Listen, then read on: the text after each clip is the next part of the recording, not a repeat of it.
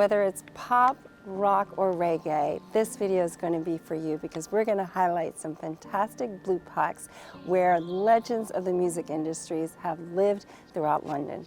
Let's get started. Well, you cannot talk about music and London without talking about the Beatles, and we just did our zebra walk at Abbey Road Studios in St. John's Wood. Located at 3 Abbey Road, this is the most iconic zebra walk in all of the world. And why? It's because the Beatles recorded most of their famous hits between 1962 and 1970 at Abbey Road Studios. But the building actually has so much history. It originally was a 9-bedroom Georgian townhouse built in 1831, and the building was later converted into flats. In 1929, the Gramophone Company acquired the premises, and Gramophone is actually the predecessor of EMI Studios. In 1934, the inventor of stereo sound, Alan Blumlein, recorded Mozart's Jupiter Symphony, which was conducted by Thomas Beecham. The neighboring house is also owned by the studio and used to accommodate musicians. The zebra crossing, famous for the album cover, was pictured by Ian McMillan and became a hotspot for photos by fans. For more history on Abbey Road Studios, watch If These Walls Could Sing, a 2022 British documentary film directed by Mary McCartney. Now for reggae fans, we're going to go check out the home of Bob Marley, who's got a blue plaque at 42 Oakley Street in Chelsea. Oakley Street is highly sought after, with many of its addresses appearing on the National Heritage List. Oscar Wilde lived at number 87, while David Bowie lived at number 89 from 1973 to 1976. At number 42, where Bob Marley moved with his wife Rita in 1977. Bob Marley fled to London in 1976 after an attempt on his life at his home country of Jamaica. Bob Marley and the Wailers finished recording Exodus while there, which featured Jamming, 3 Little Birds, Waiting in Vain, and One Love. According to Marley's manager, Don Taylor, Marley would play football with his bandmates in Battersea Park in the late morning, then go to the studio until the early hours. He definitely regarded London as a second base. He went out socially, meeting the London band The Clash, and later referred to the burgeoning London punk scene in the song Punky Reggae Party. You can see his blue plaque, which was put up in Chelsea home in 2019. For rock fans, let's highlight the blue plaque at 23-25 Brook Street. Hendrix plaque is at number 23, but is actually next door to George Frederick Handel's The Classic Composers plaque at number 25. Handel lived at number 25 from 1723 until his death there in 1759. All his works after 1723 were composed and partially rehearsed in the house.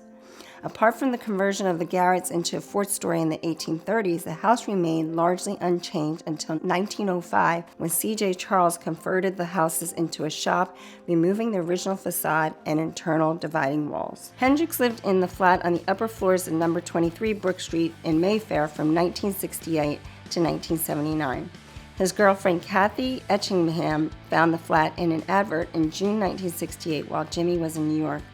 Jimmy moved in July before returning to the United States for touring. He said, "It was my first real home from home." He bought curtains and cushions from the nearby John Lewis department stores and ornaments and knickknacks from Portobello Road Market. He returned back in January 1969 with press photos of the flat. After leaving in March 1969, he never did come back. But in 2014, the Handel House Trust was awarded a Heritage Lottery grant to restore the Hendrix flat permanently, as well as creating a new studio space and improving visitor facilities. The flat opened to the public in February 2016.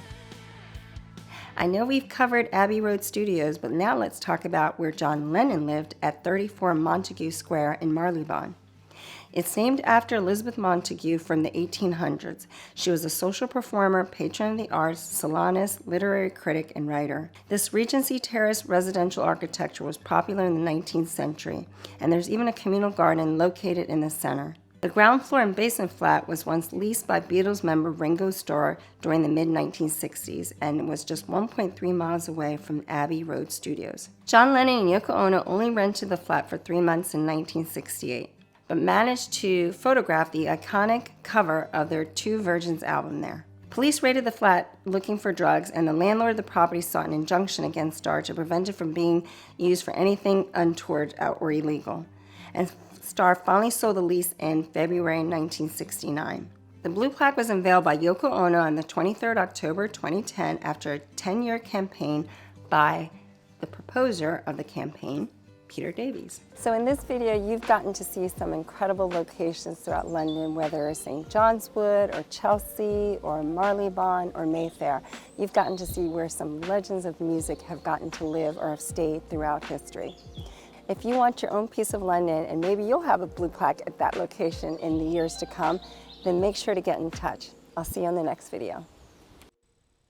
Thanks so much for watching. Make sure to check out my other videos on my YouTube channel where I share great tips and information about the London property market and living in this fabulous city. So that's Ugo Arinzeh with Onyx Property Team and Keller Williams. Bye for now.